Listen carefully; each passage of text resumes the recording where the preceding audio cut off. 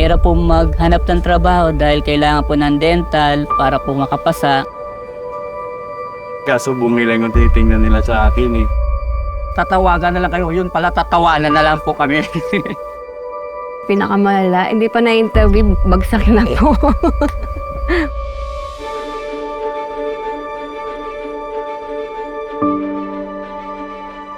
Hindi po ako nakapagpapustiso kasi kulang sa pinansyal. Kakakulangan din po ng pera. Pagkain muna po bago pustiso.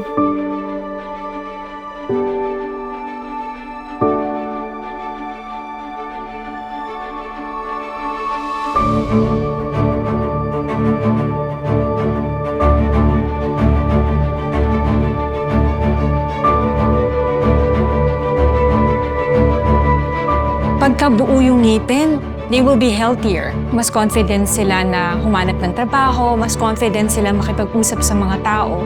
Talagang maging maganda ang buhay nila.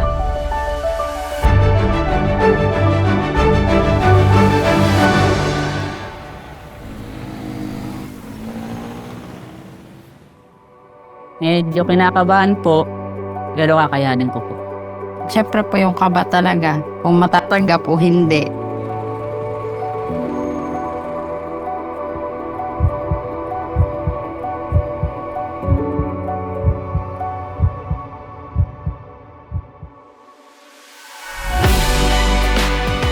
Tanggap na po ako trabaho na. May trabaho na po ako ng diretso po.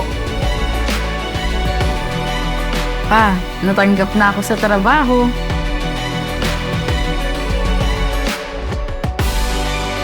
Maraming salamat po talaga. Hindi dahil po sa pustiso, wala po akong trabaho ngayon. Na buo na yung ipin ko, tanggap na po talaga ako.